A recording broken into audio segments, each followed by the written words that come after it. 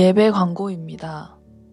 10월 31일 월요일부터 11월 20일 주일까지 21일 신약통독 특별 새벽 기도회가 진행 중입니다.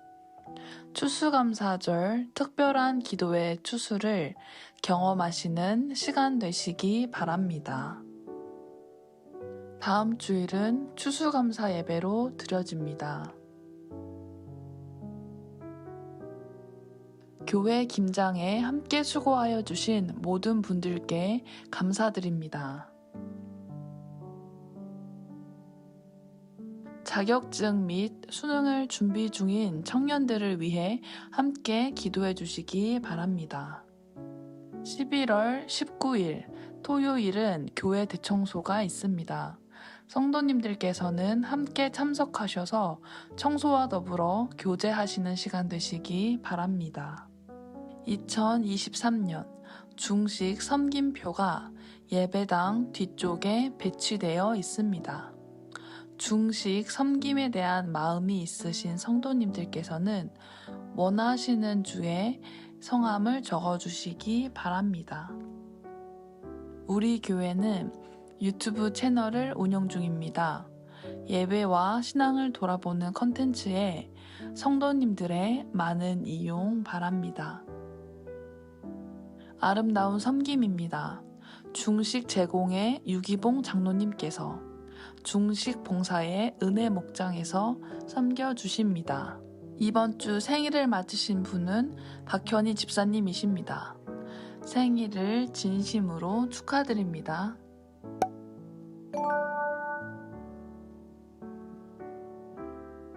네, 할렐루야. 주님을 찬양합니다. 오늘 앞뒤 좌우분들을 바라보시면서 잘 나오셨습니다. 반갑습니다. 함께 이렇게 인사하면 됩니다. 네, 오늘도 우리의 삶 가운데 함께 하시는 그 주님, 우리의 약함 가운데 강함 되시는 그 주님을 우리가 기억하며 한 걸음 걸음 나아가는 것이 성도의 삶인 줄 믿습니다. 함께 또 이제 다음 주 추수감사절을 앞두고 있는데요. 사실은 또한 추수감사절 때만 우리가 감사를 또 묵었던 감사를 탁탁 털어내면서 꺼내는 책처럼 감사를 하고 있는 건 아닌지 돌아보면서 날마다 주의 나라로 이루신 그 은혜로 말미암아 매 순간마다 우리가 감사로 살아가는 성도의 삶이 되길 바랍니다.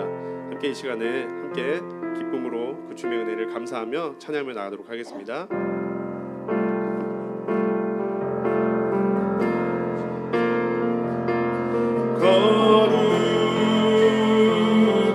거룩하신 하나님 주께 감사드리세. 날 위해 이 땅에 오신 독생자 예수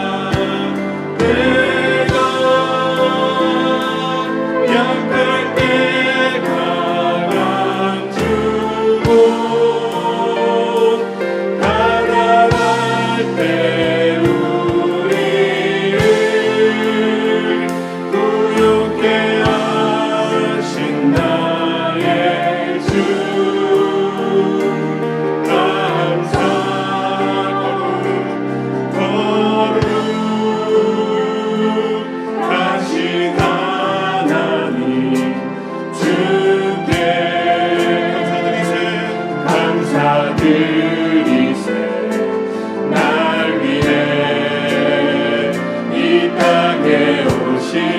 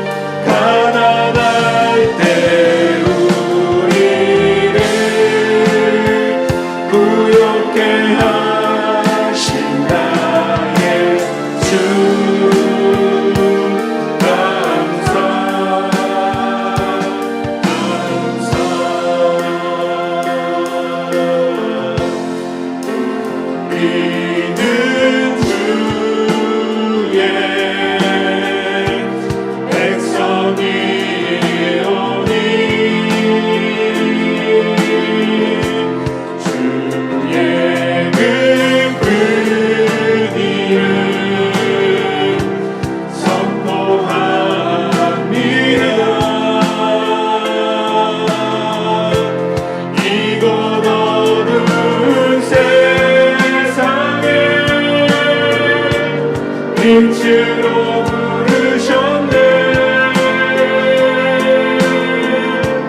주의 얼굴 구할 때 역사하소서. 아멘. 교회를 세우시고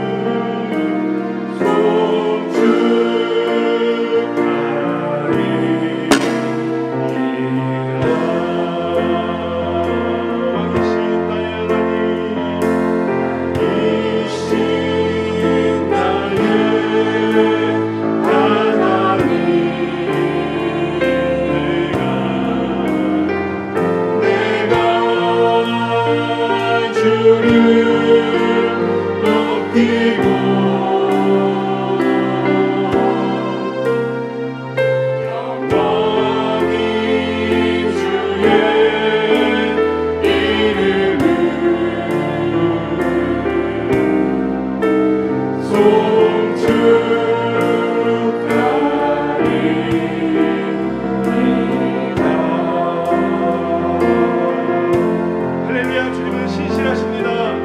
세상의 눈으로 보기에 교회는 점점 힘을 잃어가는 것 같지만 주님은 영원히 동일하고 신실하신 분이십니다. 그 주님이 교회의 주인이 되어주셔서 감사드립니다. 우리 삶을 붙드시고 인도하실 하나님의 영원한 구원의 계획 속에 우리 동독교회 역시 하나님께서 선한 길로 인도하신 줄을 믿습니다. 하나님이 간 예배 가운데에 목사님해 주실 말씀을 통해서 우리 안에 주님의 말씀 가운데 굳건히 서게 하여 주옵소서. 하나님께서 세우시고 마치시기 그날까지 우리 동독교회를 끝까지 붙드실 줄 믿습니다. 예수 그리스도를 믿는 믿음으로 고백하는 모든 교회들은 주님께서 선하게 붙드시고 굳건히 세워갈 줄 믿습니다. 그가 한 마음으로 주님의 이름을 선포하시면서 주님께서 이후로 행하실 모든 일들을 선포하고 감사하시면서 함께 예배를 위해서 기도하며 나가겠습니다. 할렐루야. 선하신 주님을 찬양합니다. 하나님과 하나님의 선한 백성들 고백합니다. 우리 삶을 붙드시는 한 주님은 선한 목자이심을 고백합니다. 날마다 세상 가운데 연약한 모습처럼 보일지라도 하나님의 그 사랑과 하나님의 공의는 신실하심을 고백합니다. 날마다 말씀 가운데 함께 하신 성도의 삶되게 하여 주시고 그 말씀 가운데 이 세상 가운데 지치고 힘든 가운데의 마음들이 말씀을 통해 주님이 다시 오시고 약속을 통해 위로하며 얻으며 나아가는 그런 복된 시간을 낼 수 있도록 인도하여 주옵소서. 목사님을 통해 성도의 말씀을 통해 우리의 마음을 마지막 날을 기다리며 나아가는 우리의 마음에 굳건한 믿음으로 살아가는 삶 될 수 있도록 인도하여 주옵소서.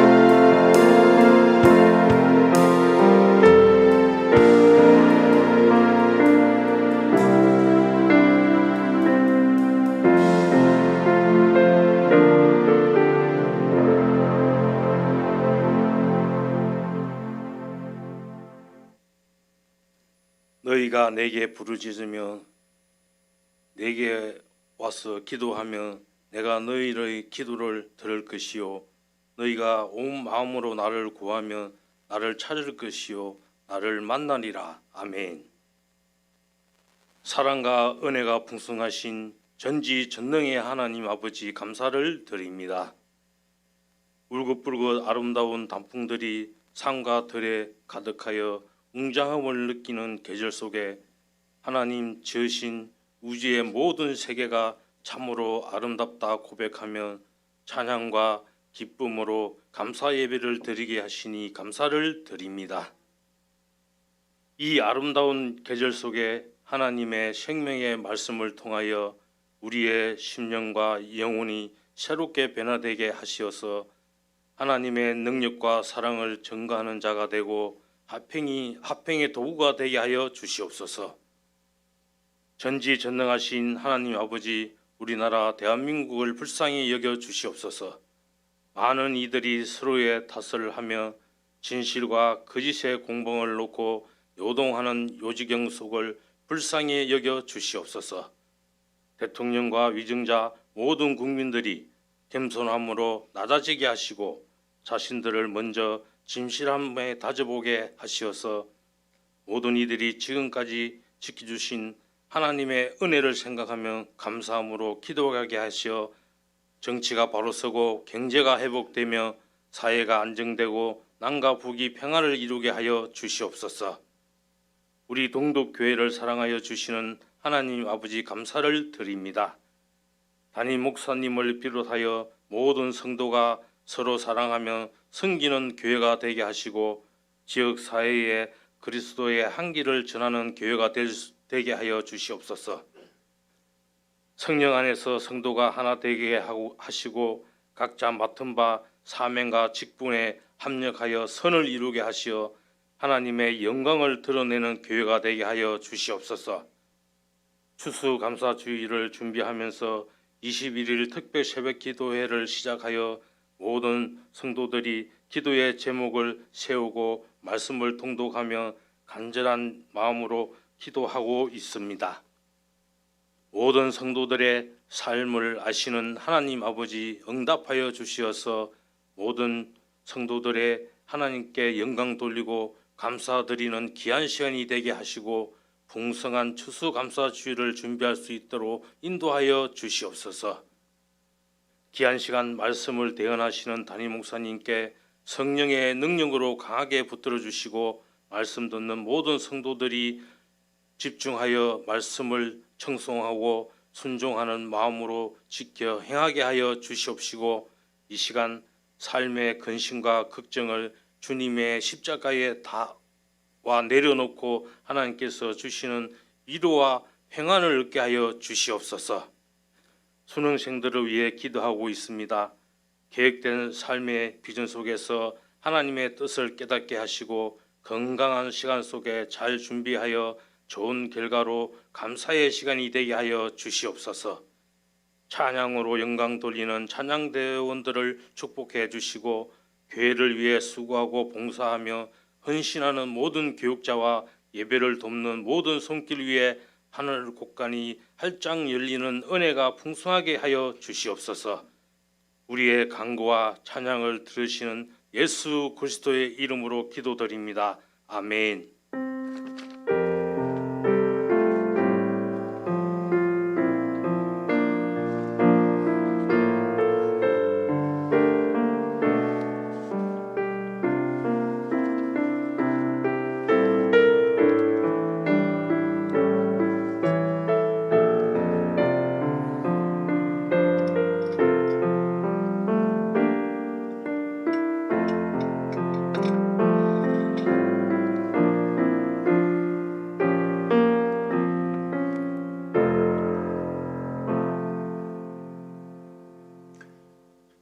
다음 주일은 추수감사주일로 지킵니다. 목장별로 이번 추수감사절을 준비하고 있는데 이제 강단 장식은 예배부에서 좀 진행을 해주셨으면 감사하겠습니다. 우리 함께 하나님 말씀 함께 보시겠습니다. 함께 보실 하나님 말씀은 하박국 3장 16절에서 19절까지 말씀입니다. 하박국 3장 16절에서 19절까지 말씀.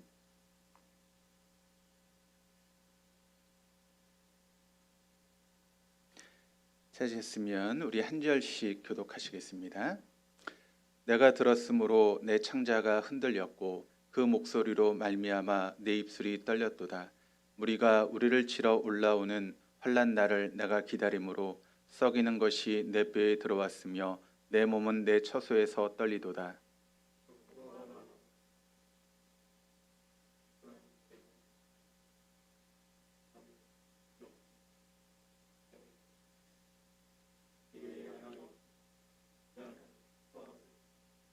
나는 여호와로 말미암아 즐거워하며 나의 구원의 하나님으로 말미암아 기뻐하리로다.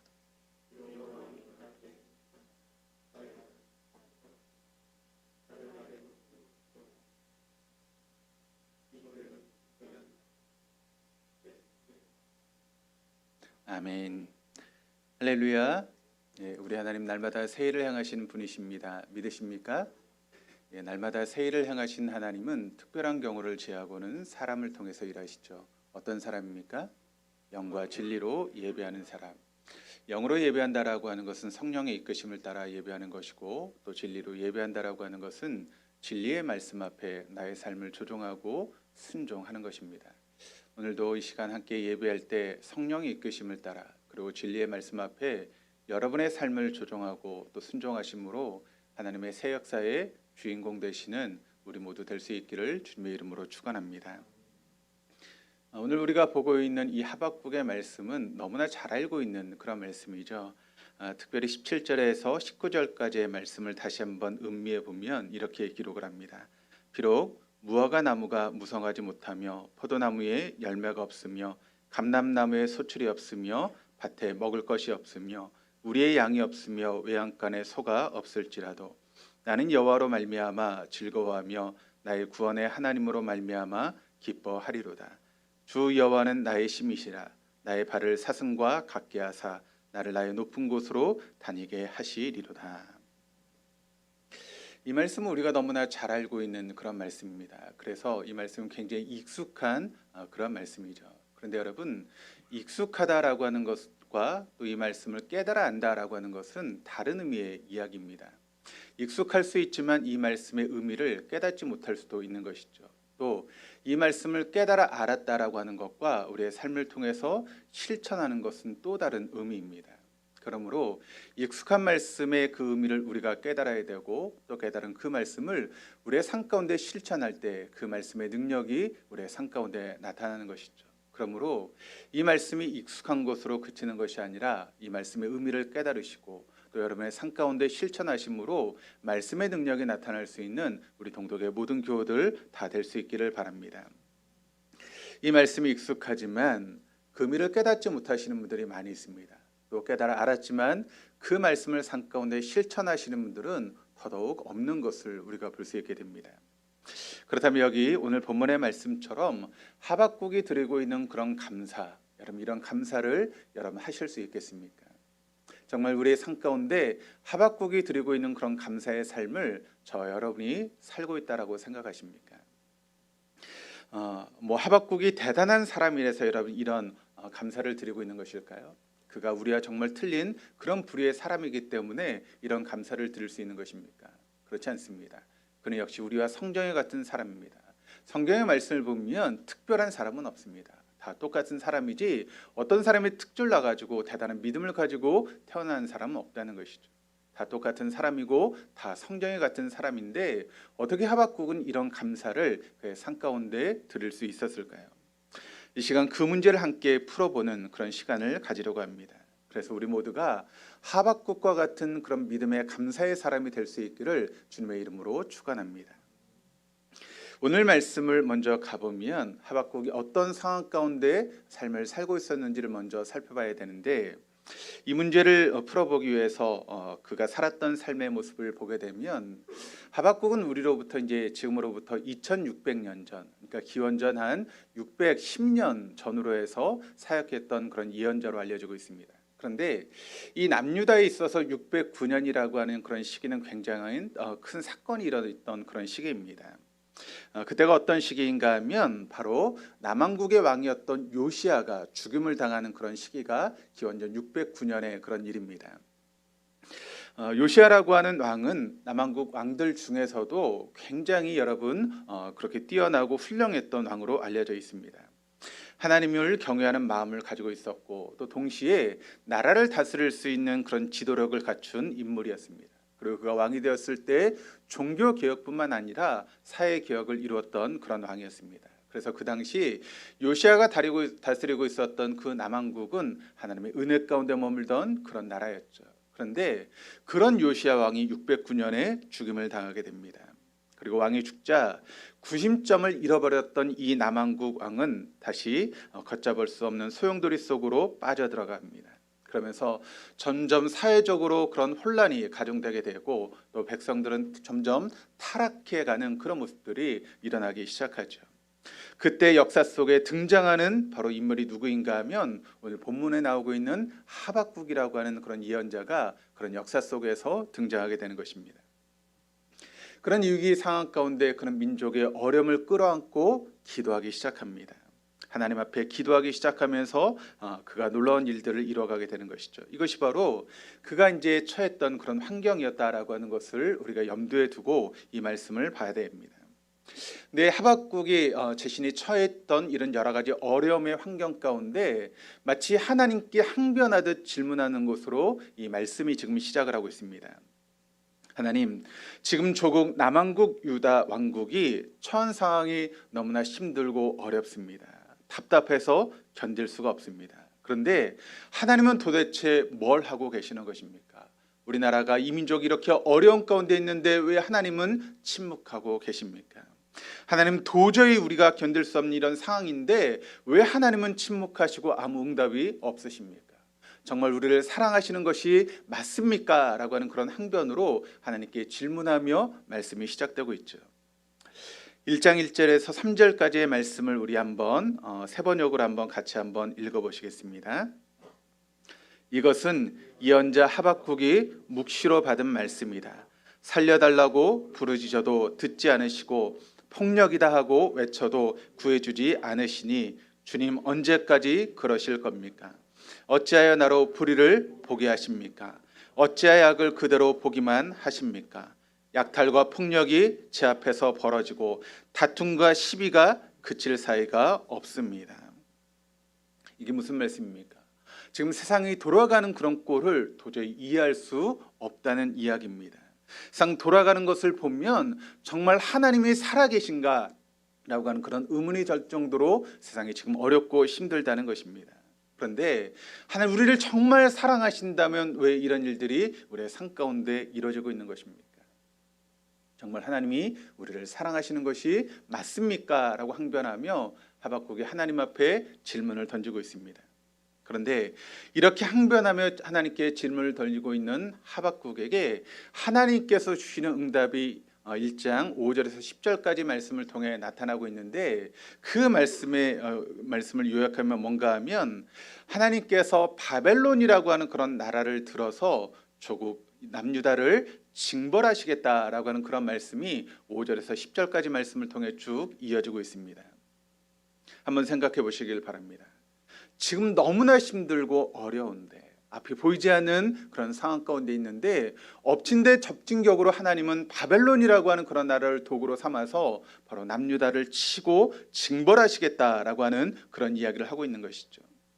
지금 남유다라고 하는 나라를 국내적으로 보면 여러분 어떤 상황 가운데 있습니까? 악인이 번성하고 있고 의인이 고난을 당하고 있는 그런 상황 가운데 남유다가 어려움을 당하고 있는데 이런 문제를 해결하기 위해서 하나님께서 어떤 방법을 쓰고 있는가 하면 악한 나라였던 바벨론을 들어서 남유다를 징벌하시고 벌하시겠다라고 하는 그런 말을 하고 있는 것이죠. 그러니까 하박국의 입장에서 보면 이게 말이 되는 이야기입니까? 힘들고 어려운데 오히려 엎친 데 덮친 격으로 더 고난과 어려움이 우리에게 닥친다라고 하니 도저히 하박국은 이해할 수 없는 그런 일이 되어지는 것이죠. 사실 지금 유다라고 하는 나라가 문제가 없는 것이 아닙니다. 문제가 지금 많이 있습니다. 그렇다고 해서 하나님이 정말 의로우신 분이라면 어떻게 하나님께서 택하셨던 그 백성을 원수의 손에 맡기시고 우리를 징벌하시고 우리를 벌하실 수 있는가? 그것이 바로 하박국이 가지고 있는 그런 질문이었던 것이죠. 하박국은 이런 생각을 하고 있습니다. 악한 시대에 살면서 이런 악한 시대 가운데 의인들이 있는데 그 의인들이 지금 고난을 받고 있다는 것입니다. 그리고 그 의인들이 고난을 당하면서 죽을까 봐 그것이 걱정이고 그 걱정 앞에서 어려움을 당하고 있는 것이죠. 지금도 이렇게 힘든데 바벨론이 침공하면 우리 의인들은 어떻게 될 것인가 라고 하는 그런 질문이 있습니다. 악한 사람들이야 그들이 벌인 악 때문에 징벌을 받고 하나님의 책망을 받는 것은 마땅한 일이지만 그런데 하나님 앞에 의롭게 살아가는 사람들이 똑같이 벌을 받고 또 징벌을 당하는 것은 하박국의 입장에서 도저히 이해할 수 없는 그런 일이었던 것입니다. 그런데 하나님은 여러분 뭐라고 말씀하고 있습니까? 의인이 고난당하는 것은 의인의 죽음을 위한 것이 결코 아니다라고 말씀하고 있다는 것입니다. 그러니까 지금 의인이 이런 상황 가운데 고난을 당하고 있지만 그것이 의인을 죽이려고 하는 하나님의 뜻이 아니라는 것이죠. 오히려 의인의 믿음을 더 굳게 세우시고 그 믿음을 행사하며 살게 하기 위해서 이런 고난의 시간을 하나님께서 허락하고 있다는 것입니다. 여러분 한번 생각해 보시기를 바랍니다. 만약 우리의 삶 가운데 어떤 고난과 어려움이 없다면 여러분 믿음 있는 사람과 없는 사람은 어떻게 구별할 수 있을까요? 정말 우리의 삶 가운데 어떤 문제도 없고 그저 우리의 삶이 평안하기만 하다면 여러분 우리가 가지고 있는 믿음이 정말 진정한 믿음인지 아닌지를 어떻게 우리가 구별할 수 있겠습니까?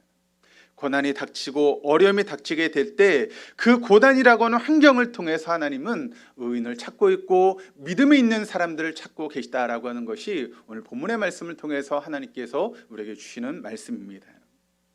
그러므로 악한 세상에서 의인이 고난을 당하는 이유는 무엇인가 하면 바로 그 의인의 믿음을 보시기 위함입니다. 그리고 그런 어려움 속에서 의인을 살리기 위해서 하나님은 이런 고난의 시간을 허용하고 있다라고 하는 것을 우리에게 지금 말씀하고 있는 것입니다. 2장 14절의 말씀을 같이 읽어보도록 하시겠습니다. 이는 물이 바다를 덮음같이 여호와의 영광을 인정하는 것이 세상에 가득함이니라. 그렇습니다. 하나님이 꿈꾸시는 세상은 어떤 세상입니까? 마치 물이 바다를 덮음같이 하나님을 인정하는 것이 세상 가운데 가득하게 되는 것, 그것이 바로 하나님께서 꿈꾸시는 세상이라는 것입니다. 결코 의인이 망하는 세상을 보기 원하시는 것이 아니라는 것이죠. 하나님이 영광이 가득한 그런 세상을 보기 위해서 하나님 때로는 의인에게 고난을 주시고 그 고난을 통해서 의인들이 믿음으로 일어서고 자신의 믿음을 드러내는 그런 삶을 살기를 원하시고 있다는 것입니다. 그래서 이것을 깨달았던, 하나님의 뜻을 깨달았던 하박국은 2장 20절에서 이렇게 하나님 말씀에 대해서 대언합니다. 오직 여호와는 그 성전에 계시니 온 땅은 그 앞에서 잠잠할지니라 하시니라.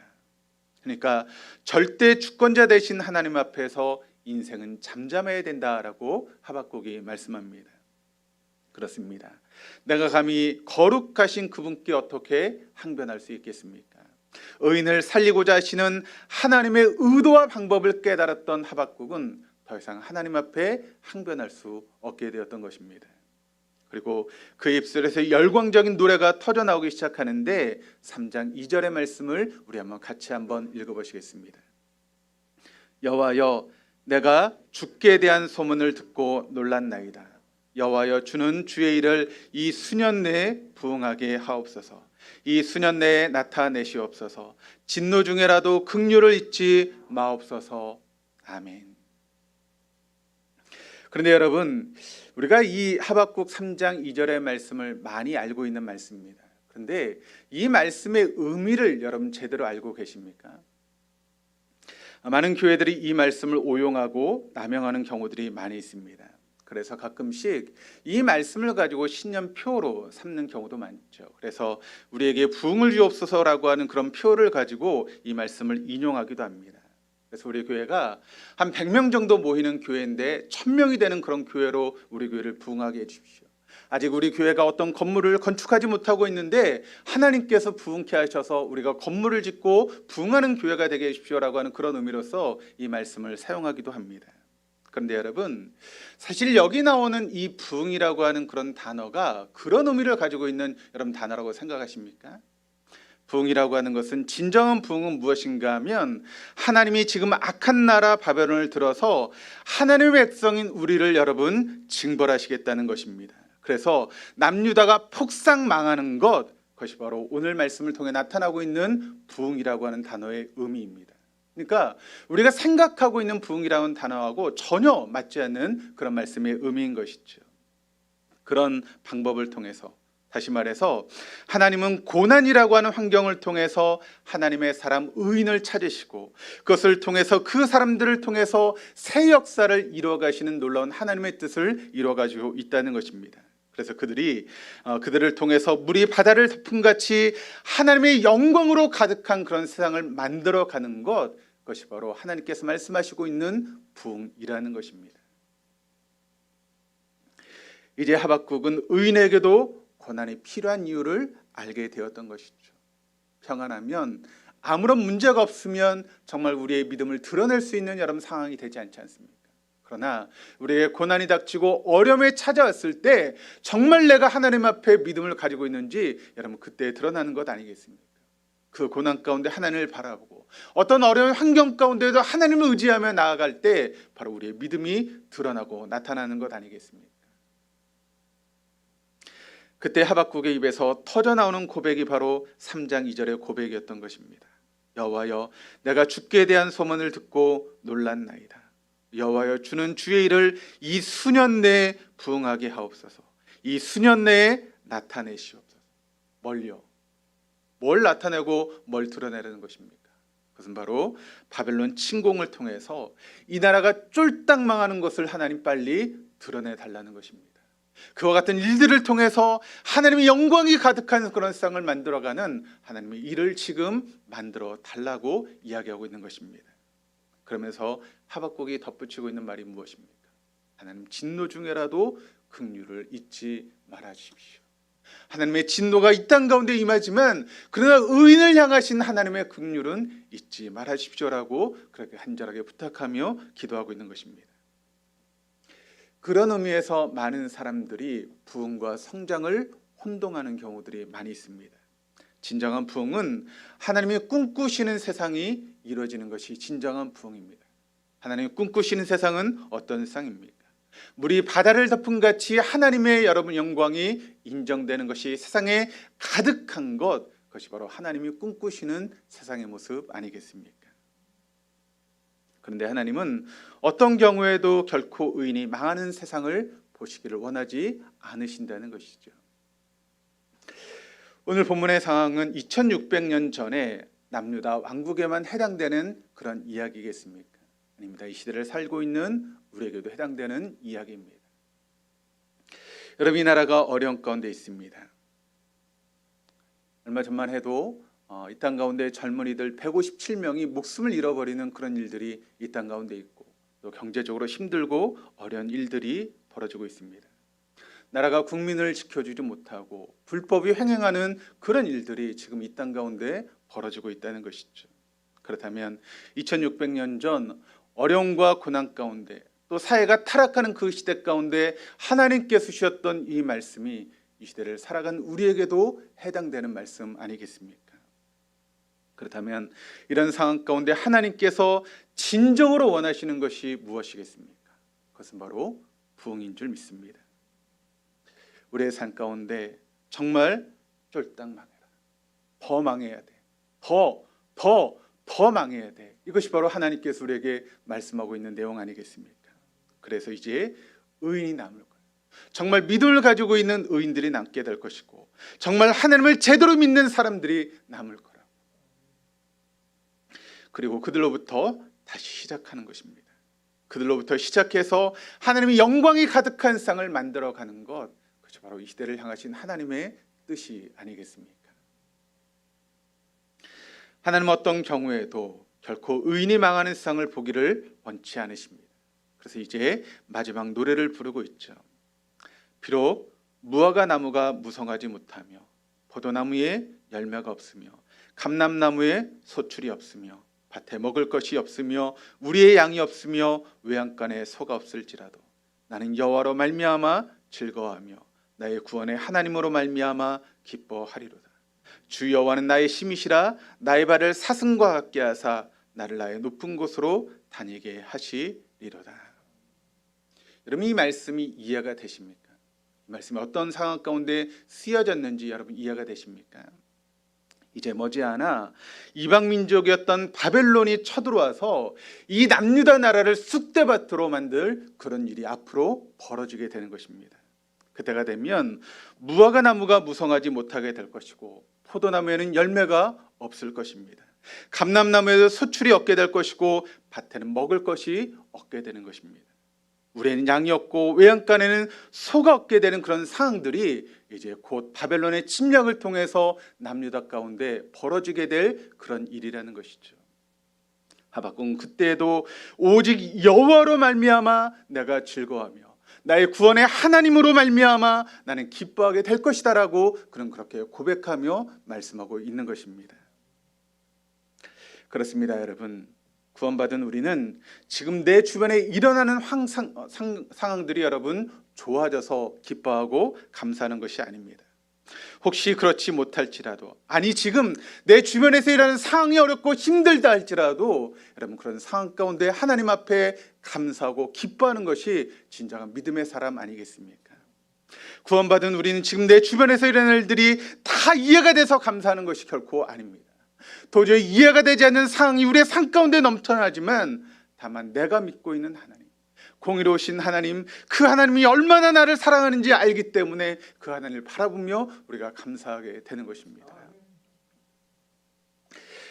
바로 이런 사람만이 하박국 같은 감사를 올려드릴 수 있고, 이런 사람을 가르쳐서 우리는 바로 그리스도인 하나님의 사람이라고 그렇게 부를 수 있게 되는 것입니다.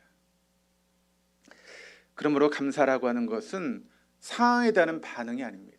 감사라고 하는 것은 삶의 태도입니다. 상황이 중요한 것이 아니라 태도가 중요하다는 것이죠. 그러면 어떤 사람이 바로 이런 태도를 가지고 하나님 앞에 감사할 수 있는 것일까요?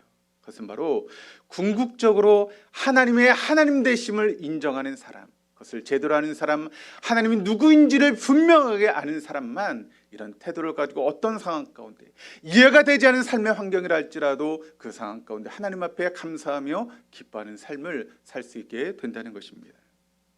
그런 사람에게 여러분 어떤 은혜가 임하겠습니까? 19절의 말씀이 이렇게 이야기합니다. 주 여호와는 나의 힘이시라. 나의 발을 사슴과 같게 하사 나를 나의 높은 곳으로 다니게 하시리로다. 아니 여러분, 짐승 중에 수많은 짐승들이 있는데 왜 하필이면 사슴의 발일까요? 사자도 있고 호랑이라든가 힘이 세고 능력이 많은 그런 짐승들도 많은데 왜 연약한 사슴의 발을 이야기하고 있는 것일까요? 사자나 호랑이의 발과 사슴의 발은 여러분 뭐가 다를까요? 사슴과 호랑이의 발을 보게 되면 여러분 네 다리가 길이가 다 비슷합니다. 그런데 사슴이라고 하는 짐승을 보게 되면 앞에 다리는 짧고 뒤에 다리는 깁니다. 그럼 그게 어떤 힘을 가질까요? 평지를 달릴 때는 별로 나타나지 않지만 그 사슴이 여러분 산을 올라갈 때는 그 발이 능력을 나타나게 됩니다. 그래서 산을 올라가는 사슴을 쫓아갈 수 있는 짐승이 아무도 없습니다.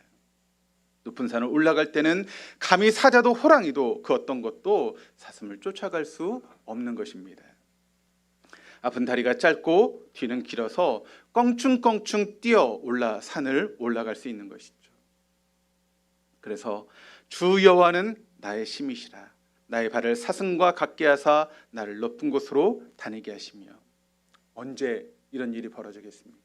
바로 위기가 처했을 때, 바벨론의 침략을 받았을 때, 이제 아무것도 남은 것이 없을 때, 포도나무에 열매가 없고 감람나무에 수출이 없고 밭에 먹을 것이 없고 우리의 양이 없고 외양간에 소가 없을 때, 그때 여러분 누가 반짝반짝 빛나게 될까요? 그때는 부자도 소용이 없습니다. 권력자도 소용이 없습니다. 그때 누가 빛나는 인생을 살 수 있습니까? 바로 하나님을 온전히 신뢰하고 하나님을 온전히 의지하는 사람은 앞다리가 짧고 뒷다리가 길어서 산을 껑충껑충 뛰어오르는 것 같은 그런 은혜를 누리게 된다라고 하는 것을 여러분 잊지 마시기를 바랍니다. 그런 뜻으로 지금 이런 말씀을 기록하고 있는 것이죠. 주 여호와는 나의 힘이시라. 그분이 나의 힘이기 때문에 나의 발을 사슴과 같게 하사 저 높은 산을 껑충껑충 뛰어 올라가서 그 누구도 쫓아오지 못하는 그런 사람으로 만들게 하신다는 것입니다. 지금 모든 상황이 어렵지만, 지금은 고난의 터널을 지나고 있지만 하나님께서 하나님의 때에 하나님의 방법으로 우리를 사슴과 같이 뛰어넘는 은혜를 주셔서 절망의 산을 뛰어넘게 하시고 문제의 산을 넘게 하시고 질병의 산을 뛰어넘게 하시고 그리고 경제적인 재정의 문제를 뛰어넘게 하시고, 그래서 하나님은 큰 은혜를 체험하게 만들어 주시겠다라고 이 말씀을 통해서 우리에게 약속하고 있는 것입니다. 어떤 사람에게 이런 은혜를 주십니까? 바로 하나님을 전적으로 신뢰하고 의지하는 사람에게 하나님 이런 은혜를 베풀어 주시겠다라고 말씀하고 있는 것입니다. 다음 주가 여러분 추수감사주일로 저희가 지키게 됩니다. 여러분 추수감사주일이 어떻게 시작이 되었습니까? 영국의 청교도 교인들이 1960년에 신앙의 자유를 위해서 여러분 배를 타고 그 아메리카 대륙으로 여러분 미국으로 건너오게 되죠. 배를 타고 여러분 오는 과정 속에서 그들이 수없이 많은 어려움을 당하면서 많은 사람들이 뱃속에서 죽음을 얻게 되었습니다. 처음에는 많은 사람들이 출발했지만 미국에 도착했을 때는 남자 78명, 여자 24명, 총 102명만 미국 땅에 도착을 하게 됩니다. 그들은 오직 신앙의 자유를 하나만을 위해서 바로 그 자유를 찾아서 떠나왔던 것입니다. 이제부터는 아무런 방해 없이 우리가 신앙을 지키고 일 수 있고 또 자유롭게 신앙생활할 수 있다라고 하는 그런 기쁨 가운데 그들이 바로 아메리카 대륙에 도착하고 또 그 땅을 차지하게 된 것이죠. 그런데 그들이 가지고 있었던 기쁨이 여러분 금방 어려움으로 닥치게 되었습니다. 냉혹한 현실 가운데 부딪히게 되었던 것이죠. 당장 그들이 의식주를 해결할 수 있는 방법이 막막하게 되었던 것입니다. 그 당시 그 배를 타고 넘어왔던 사람들은 대부분 도시에서 생활했던 그런 사람들이기 때문에 농사를 짓는 방법도 몰랐고 어떻게 해야 될지도 모르는 그런 상황이었습니다. 그러니까 앞을 보아도 뒤를 보아도 옆을 보아도 한숨뿐이고 탄식뿐인 그런 삶이 시작되게 된 것입니다. 그들이 바라볼 수 있는 것은 오직 눈을 들어 하나님을 바라보는 것밖에는 없었습니다. 그래서 그들은 힘들고 어려울 때마다 하나님 앞에 나아가 간절하게 하나님을 찾으며 기도하기 시작했습니다. 하나님, 우리를 불쌍히 여겨주세요. 하나님, 이 어려움 가운데 우리를 건져주세요. 하나님의 은혜가 필요합니다. 우리에게 은혜를 더하여 주옵소서. 그렇게 간절히 기도하기 시작합니다. 그러던 어느 날 또 어려움에 봉착하게 되었습니다. 그들은 다시금 금식을 선포하고 하나님 앞에 기도해야 된다라고 하는 그런 생각을 가지고 사람들이 모이기 시작했습니다. 그리고 한자리에 모여서 어떻게 할 것인가, 우리가 또 금식을 선포하고 기도할 것인가라고 하는 그런 문제를 가지고 의논하기 시작했을 때 어떤 사람이 이런 제안을 냈습니다. 여러분, 우리가 지금까지 힘들 때마다 우리는 금식을 선포하며 하나님께 기도했습니다. 그러나 한 번쯤은 우리가 한번 생각을 바꿔보는 것은 어떻겠습니까? 지금 형편이 어려운 것은 사실입니다. 그러나 우리는 이런 가운데서도 하나님의 은혜를 생각하면 얼마든지 감사할 조건들을 우리가 찾을 수 있는 것 아니겠습니까? 무엇보다 먼저 우리에게는 신앙의 자유가 있지 않습니까? 뿐만 아니라 우리 눈앞에 광활한 대지가 펼쳐져 있습니다. 우리에게 무한한 가능성이 열려 있지 않습니까? 그러나 이번에는 우리가 금식을 선포하지 말고 차라리 감사를 선포하십시다. 우리가 감사 주간을 정하고 하나님의 은혜를 생각하며 더 많은, 더 깊은, 더 큰 감사를 하나님께 드려보면 어떻겠습니까? 이렇게 한 사람이 제안을 했습니다.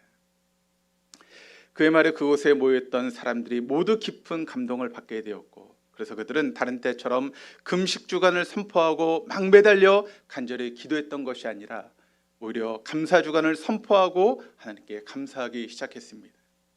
지금까지 에베네설로 함께하신 하나님, 지금 이 순간에도 임마누엘로 동행하신 하나님, 그리고 나의 모든 미래를 책임져 주시는 여호와 이레 하나님을 향해서 감사하며 감사의 조건들을 구체적으로 찾아가며 한 주간 감사 주간으로 그렇게 보내게 된 것입니다.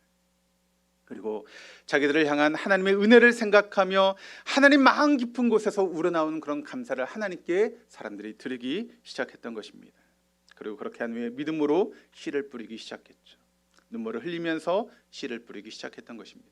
이것이 바로 추수감사절이 지니고 있는 배경의 말씀이기도 합니다. 여러분, 그렇게 400년이라고 하는 시간이 지나갔습니다. 지금 어떻게 되었습니까? 그들의 후손인 미국은 세계를 지배하는 세계 여러분 최강대국이 되어 있지 않습니까? 그들이 뿌린 씨의 결과, 그 열매로서 이런 놀라운 열매를 지금 미국이 거둬들이고 있는 것입니다. 사실 지금 미국이라고 하는 나라는 문제가 많습니다. 앞으로 200년, 300년 후에 미국이 어떻게 될지는 아무도 모를 것입니다. 지금 그들이 뿌리고 있는 씨는 400년 전에 그들의 선조들이 뿌렸던 씨앗과는 너무나 다른 씨앗을 뿌리고 있습니다. 그러나 지금은 400년 전에 뿌려놓았던 그 씨앗을 먹고 살아가고 있는 것이 지금 미국이라고 하는 그런 나라가 되었던 것이죠. 최고의 하나님의 은혜를 누리며 살고 있는 나라가 되었습니다. 다음 주일이 여러분 추수감사 주일입니다. 지금 우리는 어느 해보다도 더 극심한 고통 가운데 삶을 살고 있습니다. 전국은 경색이 되어 있습니다. 여와 나가 여러분 부딪히면서 뭐 하나 해결되지 않는 것처럼 보여지는 그런 전국이 우리 앞에 펼쳐져 있습니다. 세계 경제는 점점 파국으로 어려움 가운데 치달아가고 있습니다.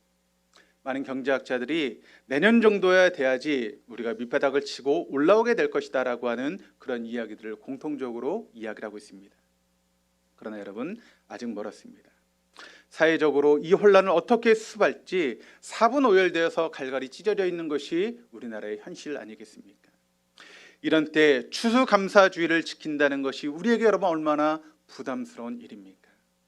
그런데 바로 지금이야말로 우리가 하나님 앞에서 진정한 감사가 무엇인지 배울 수 있는 절호의 기회라고 하는 것을 여러분 잊지 마시기를 바랍니다. 앞에서 보았던 것처럼 청교도인들은 무엇을 기대할 수 없는 절체절명의 위기에 빠졌죠. 그런 위기 가운데 금식하며 기도하는 것이 전부였습니다. 그런데 그런 중에 생각을 바꿔서 감사의 조건을 찾고 눈물을 흘리며 씨를 뿌렸더니 하나님께서 그런 그들에게 도저히 기대하지 않았던 놀라운 대역전의 기적을 그들의 삶 가운데 베풀어 주셨던 것입니다. 청교도인들의 모습은 우리에게 많은 것을 여러분 배우게 하고 생각나게 해줍니다. 우리는 그러면 추수감사절을 어떻게 지킬 것인가? 추수감사절은 우리의 믿음을 점검하는 시간이다라고 하는 것을 잊지 마시기를 바랍니다. 추수감사절은 우리의 감사를 회복하는 시간이다라고 하는 것을 잊지 마시기를 바랍니다. 여러분, 하박국이 어떻게 감사를 드렸습니까? 그의 감사는 다가올 전쟁, 정확히 말하면 바벨론의 침공, 나라가 멸망당하는 멸망의 위기 가운데 두려움 속에서 드렸던 감사였던 것입니다. 왜요? 하나님은 고난이라는 환경을 통해서 하나님의 사람 의인을 찾고 계시다는 사실을 알았기 때문에 그는 두려움 가운데 하나님 앞에 감사 드릴 수 있었습니다. 여러분의 감사는 어떤 감사입니까? 여러분의 두려움 속에서 여러분도 하박국처럼 감사하실 수 있겠습니까? 그저 추수감사절이 되었으니까 1년에 한 번 돌아오는 추수감사절이니까 그런 형식적으로 하나님 앞에 그저 감사했던 그런 감사가 혹시 저와 여러분의 감사는 아니었습니까? 정말 하나님을 전적으로 신뢰하는 사람이라면 우리도 하박국처럼 두려움 속에서라도 하나님 앞에 모든 것을 의지하며 감사할 수 있어야 되는 것 아니겠습니까? 하박국은 아무것도 없는 가운데 드린 감사였다라고 하는 것을 여러분 잊지 마시기를 바랍니다. 지금 아무것도 없는데 앞으로는 더 아무것도 없어질 것입니다. 이제 얼마 지나지 않으면 그나마 있었던 남아있던 무화과의 과일도 없어지고 포도나무 열매도 없고 올리브는 딸 것이 없고 밭에서는 거둬들일 것이 없습니다.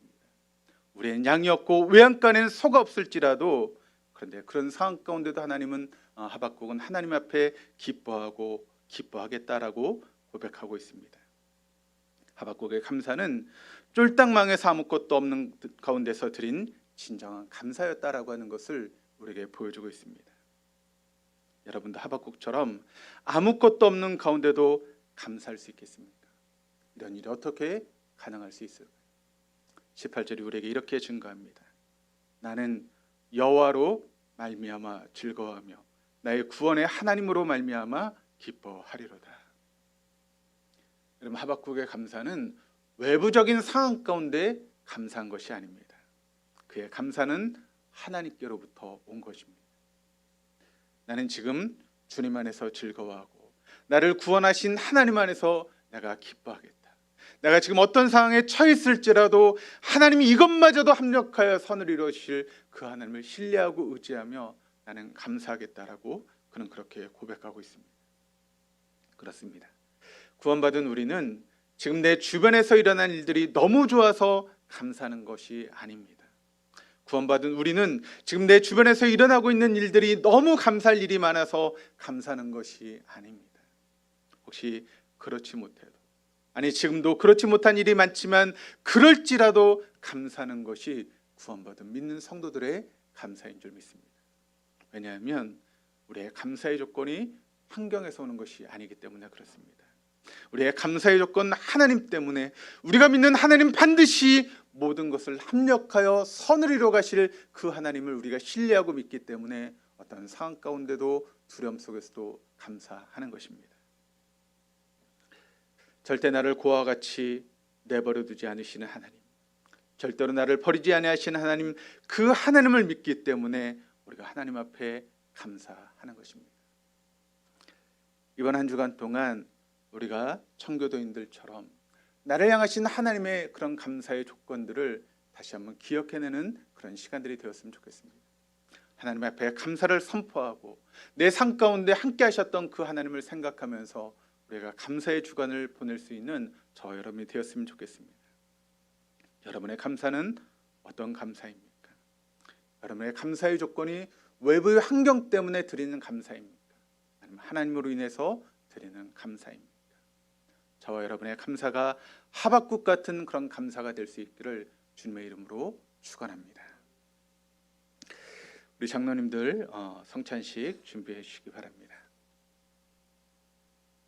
이 시간 우리 잠시 눈을 감고 조용히 기도하시면서 오늘 각자에게 들려주시는 레마의 말씀을 붙잡고 기도하시기를 바랍니다.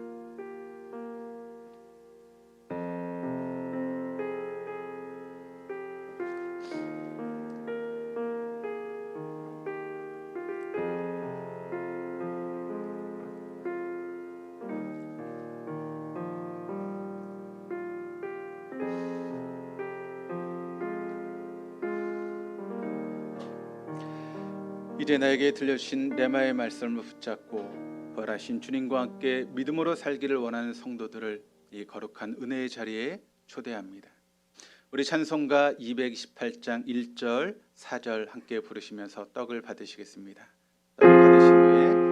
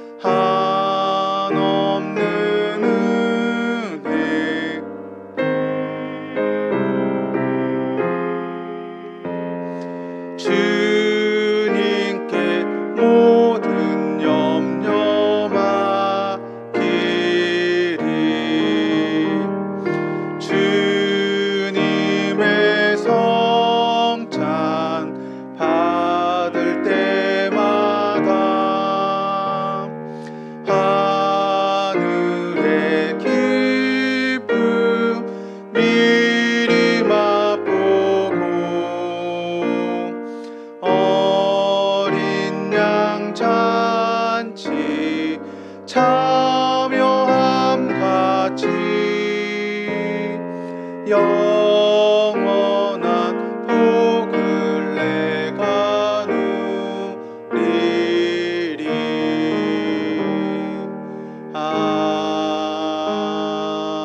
아멘. 내가 여러분에게 전한 것은 주께 받은 것입니다. 주 예수께서 잡시던 밤에 떡을 들어 축복하시며 말씀하셨습니다. 이것은 너희를 위하여 내어주는 나의 몸이니 이것을 먹을 때마다 나를 기억하여라. 우리가 받은 이 작은 떡은 십자가에서 찢기시고 우리의 죄를 대속하시며 하나님의 진노를 감당하신 주님의 찢기신 몸을 기념하는 떡입니다. 이 떡을 통해 우리의 육신을 만족시키는 것이 아니요 영 죽을 수밖에 없는 저희들에게 영원한 생명을 주신 주님의 능력을 덧입는 것입니다. 이 떡을 통해 우리는 이 땅에 속한 인생이 아니라 하늘에 속한 인생임을 고백하는 것이며 이 떡에 참여함을 통해서 이 세상의 음식으로 갈급한 인생이 아니라 하늘의 양식으로 갈급한 인생이 되기를 소망하는 것입니다. 주님께서 우리를 위해서 대속하여 죽으심으로 우리에게 새로운 하늘과 새로운 땅에 속한 새로운 몸을, 부활의 몸을 우리에게 허락하신 줄 믿습니다. 이 떡에 참여하는 모든 자에게 부활의 생명이 다시금 회복되기를 주님의 이름으로 축원합니다. 다 함께 떡에 참여하시겠습니다.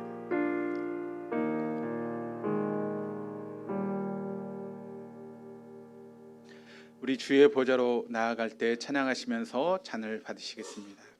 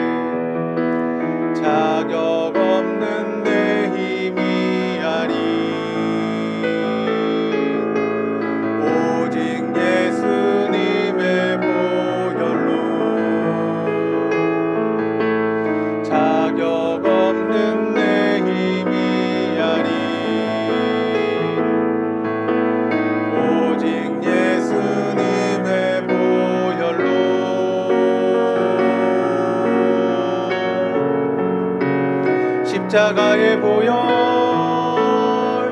완전하신 사랑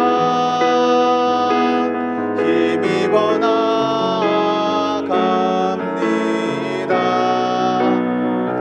십자가의 보혈 완전하신 사랑 힘입어 예배합니다.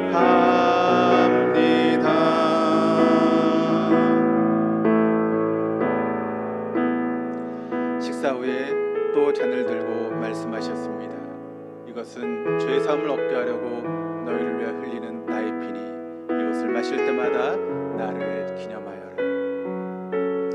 우리가 받은 이 잔은 십자가에 설리신 주님의 거룩하시고 영원하시며 우리를 다시 살게 하시는 보혈의 잔입니다. 이 잔은 주님께서 세우신 새 언약의 잔입니다. 우리의 행함을 따라 우리를 대하시는 옛 언약과 달리 우리의 어떤 허물과 죄와 심지어 우리의 배반에도 불구하고 우리를 포기하지 않으시는 하나님의 사랑의 잔입니다. 우리의 죄를 용서하시며 우리 마음속에 있는 모든 죄와 불의를 깨끗하게 하시며 우리 스스로 씻을 수 없는 상처와 아픔과 미움 그리고 알지 못하는 어둠까지도 다 온전케 하시고 하시는 하나님의 약속의 잔입니다. 우리가 이 잔에 믿음으로 참여할 때 아멘으로 참여할 때 새 언약의 능력이 우리 모두에게 임할 줄로 믿습니다. 그 언약의 축복이 우리에게 부어질 줄로 믿습니다. 그 보혈의 능력이 우리에게 임할 줄로 믿습니다. 다 함께 잔에 참여하시겠습니다.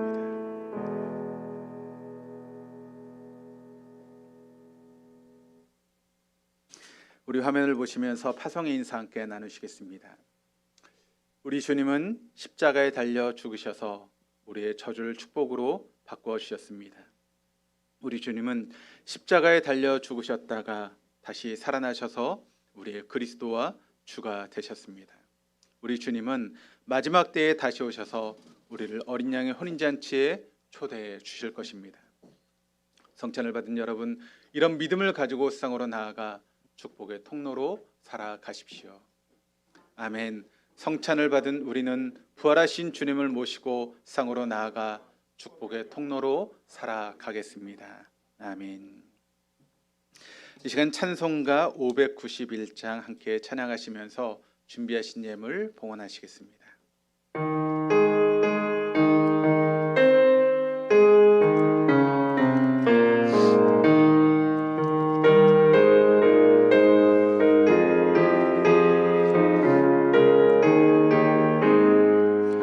저 밭에 농부나가 씨 뿌려놓고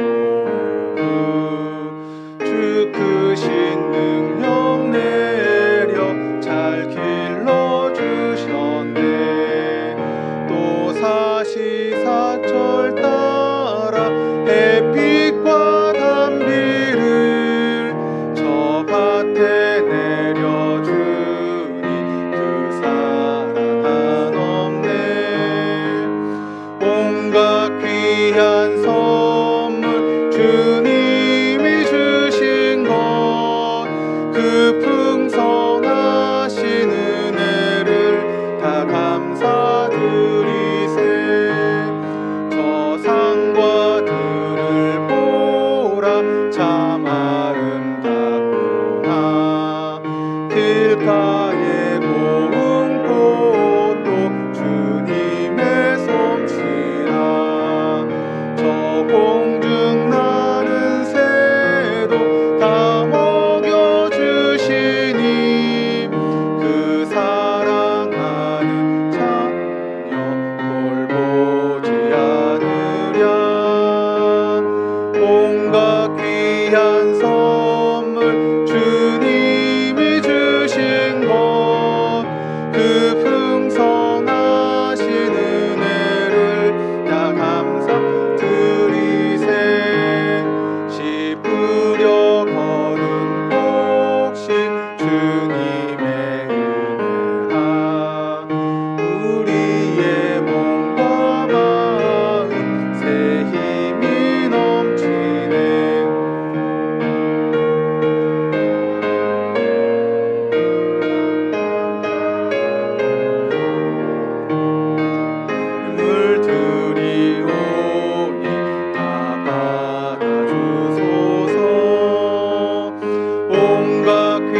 귀한 선물 주님이 주신 것 그 풍성하신 은혜를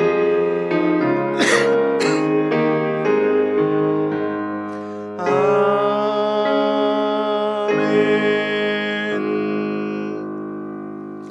드린 예물을 위해서 기도하시겠습니다. 활기찬 생명의 능력을 거저주시기를 원하시는 하나님 아버지, 아침부터 저녁까지 하늘 양식으로 살아가게 하시고 순간순간마다 주님과 함께하는 즐거움을 내려주신 귀한 사랑과 은혜를 감사드립니다. 오늘도 말씀대로 주의 은혜에 감사하며 온몸과 마음으로 예물을 드립니다. 주님의 말씀에 순종하며 소득의 11조를 주님 앞에 봉헌하여 드립니다. 우리의 모든 것이 주님의 것이지만 우리의 삶을 위해서 10의 9를 사용하게 하시고 또 11조 예물을 드리게 하신 하나님 앞에 감사드립니다.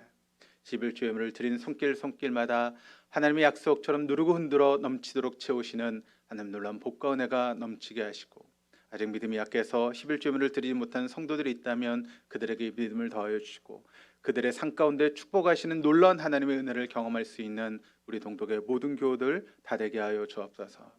주일헌금과 주령헌금, 성경헌금과 건축헌금, 구제헌금, 장학헌금 여러 가지 명목으로 하나님 앞에 예물을 드리는 손길마다 다함이 없는 하나님의 복과 은혜가 넘치게 하시고, 우리의 예물이 있는 곳에 우리의 마음이 있다라고 말씀하신 하나님, 우리의 예물이 쌓인 하나님의 나라에 우리의 마음이 있게 하시고, 하나님의 나라에 예물이 심겨질 때 30배, 60배, 100배의 풍성함으로 우리의 삶 가운데 열매 맺을 수 있도록 인도하여 주옵소서. 오늘도 보이지 않는 곳에서 교회를 위해서 수고하는 손길들이 있습니다. 하나님 수고한대로 갚으시는 하나님의 복과 은혜가 그들의 삶 가운데 넘치게 하여 주시옵소서. 또 함께 예배를 드려야 되지만 여러 가지 사정으로 함께하지 못하는 교인들이 있습니다. 어디 있든지 이 자리를 기억할 수 있게 하시고 함께 모여 예배할 수 있도록 그들의 환경과 마음과 상황을 주장하여 주시옵소서. 이 시간 아프신 분들은 아프신 곳에 손을 얹으시고, 또 여러 가지 문제를 가지고 나오시는 분들은 가슴에 손을 얹고 믿음으로 함께 기도하시겠습니다. 사랑이신 전능하신 하나님, 그 영광과 존귀함을 할렐루야 찬양합니다. 우리를 향하신 하나님의 사랑과 은혜를 감사합니다. 우리에게 아버지의 임재로 시간 우리를 덮어 주옵소서. 하나님의 사랑으로 우리를 채워 주옵소서. 아버지 하나님, 이 시간 믿음으로 손을 얹어 기도하는 당신의 자녀들을 불쌍히 여겨 주옵소서. 예수님의 보배로운 피로 우리의 모든 죄와 허물을 머리에서 발끝까지 깨끗하게 씻어 주옵소서. 조상으로부터 흐르는 모든 저주와 죄를 예수의 보혈로 깨끗하게 씻어 주셔서 이곳에 하나님의 나라가 임재할 수 있도록 인도하시고, 하나님의 놀라운 능력이 선포되어지고 나타나는 귀한 시간 되어줄 수 있도록 인도하여 주옵소서. 성령의 시간 우리에게 오시옵소서. 성령이여 임하여 주옵소서. 성령이여 우리에게 시간 기름 부어 주옵소서. 머리에서 발끝까지 성령으로 기름 부으시고 성령의 충만함을 경험할 수 있는 귀한 시간 되어줄 수 있도록 인도하여 주시옵소서. 이 시간 성전 비문에 있던 안진뱅이에게 내게 은과 금은 내게 없거니와 내게 있는 곳으로 내게 주노니 곧 나사렛 예수 이름으로 일어나 걸으라. 그때 나사렛 예수 이름의 능력으로 안진뱅이가 일어나며 주님을 찬양했던 것을 우리가 기억합니다. 이 시간 그 나사렛 예수 이름으로 아버지 기도합니다. 예수 이름으로 명하노니 성령이여 우리의 허리를 만져 주옵소서. 눌린 신경이 자유할 수 있도록 인도하시고 디스크가 회복되어질 수 있도록 인도하시며 통증이 사라지게 하여 주시옵소서. 뼈, 디스크, 인대, 근육, 신경 모든 세포는 제자리로 돌아갈 수 있게 하시고 뼈는 움직여 제 위치로 돌아갈 수 있도록 역사하여 주시옵소서. 등뼈가 펴질 수 있도록 인도하시고 나았던 뼈들은 들어가고 들어갔던 뼈들은 다시 나올 수 있도록 역사하여 주옵소서. 하나님, 이 시간 신장과 간은 제 기능을 회복할 수 있도록 인도하여 주셔서 간염과 신부종은 사라지게 하여 주옵소서. 위장과 모든 소화기관이 회복되어질 수 있도록 인도하여 주셔서 위염과 위궤양이 사라질 수 있도록 인도하시고 식도염과 염증과 혹은 사라질 수 있도록 인도하여 주시옵소서.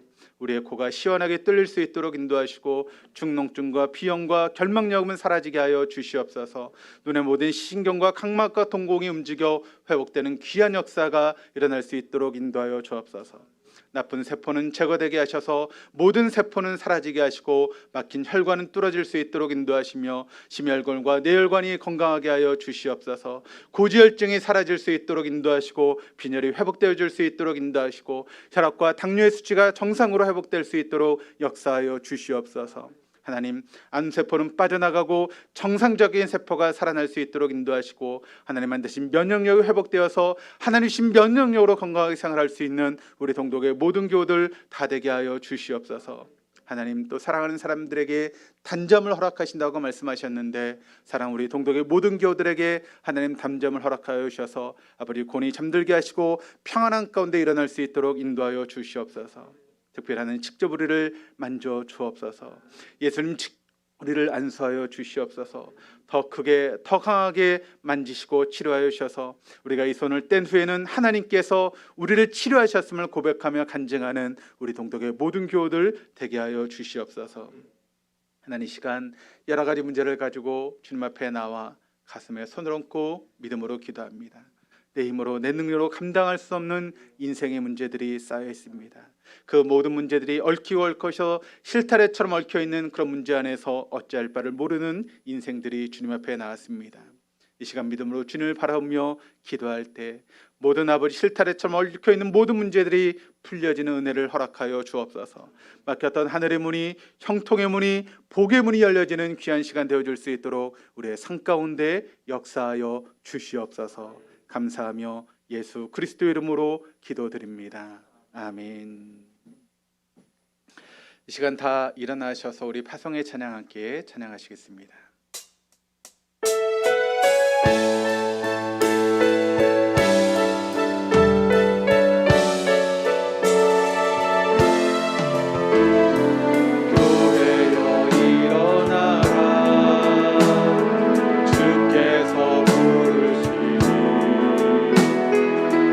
두려움과 질을 내려놓고 교회여 일어나라. 교회여 일어나라. 주께서 보내시니 길 부르신 삶의 자리에서 교회여 일어나라.